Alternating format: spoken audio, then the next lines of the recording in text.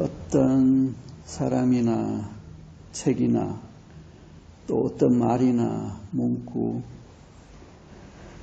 혹은 영화나 특정 사건이 한 사람의 인생에 있어서 특별한 작용을 하거나 큰 영향을 미치는 경우가 있습니다. 제 경우 몇 가지가 있지만 그 중에 하나는 젊은 시절 아마 대학교 갓 입학하고 1학년 때쯤이었을 겁니다. 학교 강당에서 명사초청 강연회가 있었는데 조동일 교수님이라고 기억을 합니다. 연세대학교 교수로 계시다가 정년 퇴직하면서 강연을 오셨는데 그분이 그때까지 살아오면서 생각하고 느낀 것에 집약된 결론이라고 하면서 젊은 대학생들에게 꼭 명심하고 가져야 할 것 3가지를 말씀을 하셨습니다. 첫 번째는 해야 할 것을 하는 의지를 가져라. 두 번째는 하지 않아야 할 것을 하지 않는 용기를 가져라. 세 번째는 해야 할 것과 하지 않아야 할 것을 구별할 줄 아는 지혜를 가져라. 기억력이 별로 좋지 않은데 어디에 기록하지도 않고 그냥 들은 내용이 아직까지 기억에 남아있는 것 보면 제 20대 젊은 시절에 큰 영향을 끼친 강의 내용이었습니다. 젊은 시절 저는 이 3가지를 마음에 새기고 저를 단련시키면서 생활을 했었던 것 같습니다. 이 간단한 내용이지만 간단하지가 않습니다. 해야 할 것은 무엇인가? 하지 않아야 할 것은 무엇인가? 어떻게 보면 해야 할 것과 하지 않아야 할 것의 구별이 제일 앞에 나와야겠지만 제일 뒤에가 있습니다. 지혜는 가지기가 그렇게 쉬운 것이 아니었습니다. 해야 할 것을 하는 것도 쉽지 않았고 하지 않아야 할 것을 하지 않는 것도 쉽지 않았습니다. 한때 베스트셀러였던 책의 제목이 내가 알아야 할 모든 것은 유치원에서 배웠다 였습니다. 뉴욕타임즈에서 34주간이나 베스트셀러 1위 자리를 차지했고 세계적으로 1700만이라는 독자들이 읽을 정도로 베스트셀러였습니다. 사실 우리는 알아야 하고 행동해야 할 거의 모든 것을 초등학교를 졸업하기 이전에 다 배웠고 다 알고 있습니다.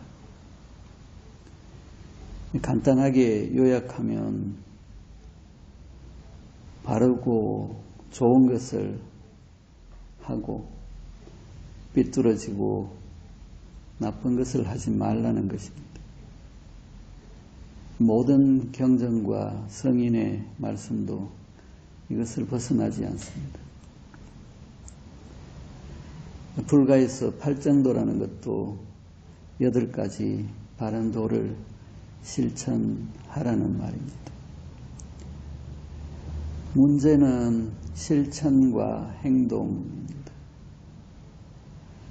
나를 살펴보고 주위를 둘러보면 아직까지 갈 길이 멉니다.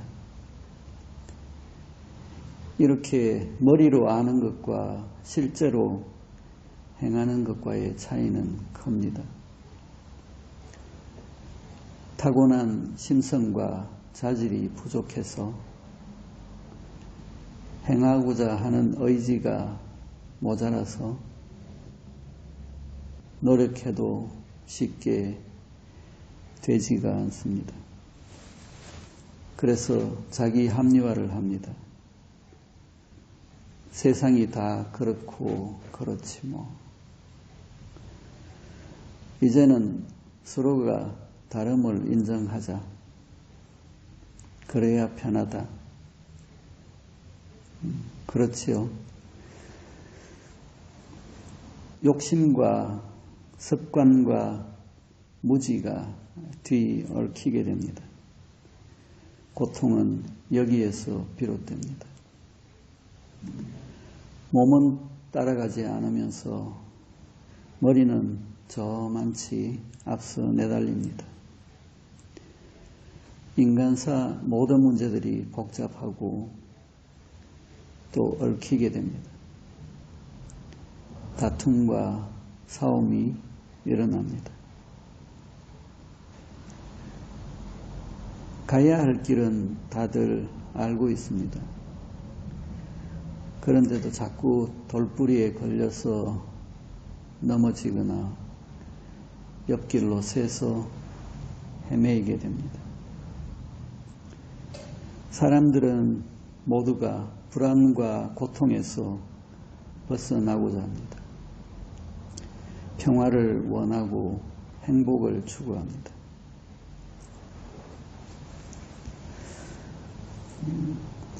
공자님은 그 논어 위정편에서 본인이 지나온 상태를 시기별로 말씀을 하셨습니다. 고등학교 교과서에 나왔던 내용이라 다들 잘 알고 계실 겁니다. 지학 15살에는 학문의 뜻을 두었다. 립 30에 홀로 섰으며 불혹 40에는 미혹됨이 없었고 지천명 50에는 천명을 알았으며 이순 60에는 기가 순해졌고 종심소욕 불유구 70에는 마음에서 일어나는 대로 하여도 법도를 벗어나지 않았다. 많은 사람들이 공자님의 시기별 상태를 자기 연령대에도 붙여서 불혹의 나이, 지천명의 나이라고 사용하곤 합니다. 유가에서는 종심소욕 불유구를 성인의 경지로 이야기합니다. 마음에서 일어나는 대로 하여도 법도를 벗어나지 않는다는 것은 자연스러운 상태에서 법도를 벗어나는 마음이 일어나지 않는다는 말과 통합니다. 마음 가는 대로 해라. 걸림이 없는 행동, 무의 행에도 허물이 없고 법도를 벗어나지 않는 상태일 겁니다. 대부분의 사람들은 머리에서 행위로 이어집니다. 그래서 의식적인 접근을 합니다. 바른 생활을 하고 윤리적이고 도덕적인 생활을 하고 법도를 지키고 법도를 벗어나지 않기 위해 의식적인 노력을 합니다. 강인한 의지와 용기로서 자신을 컨트롤하고자 합니다. 일정 기간이 지나면 몸에 익어서 자연스럽게 배어 나오기도 합니다. 어느 정도 실제 생활에서 행위가 이루어졌다 할지라도 내적 걸림은 남습니다. 의식적인 행위는 긴장을 동반한 행위이기에 딱딱함이 생깁니다. 어느 단계를 지나면 의식을 넘어서게 됩니다. 내적인 접근은 이완에서 출발합니다. 명상적인 방법, 송관을 통해서 내적 걸림과 얽힘을 풀어내고 닦아낼 때 내적인 변화가 따라옵니다. 내적인 변화는 존재의 상태를 바꿉니다. 존재의 상태가 바뀌면 의식적이고 의지적인 실행이 아니라 있는 그대로의 움직임이 됩니다. 자연스럽고 자유로운 행동, 무해행이 됩니다. 닦아내고 풀어낼수록 걸림이 없습니다.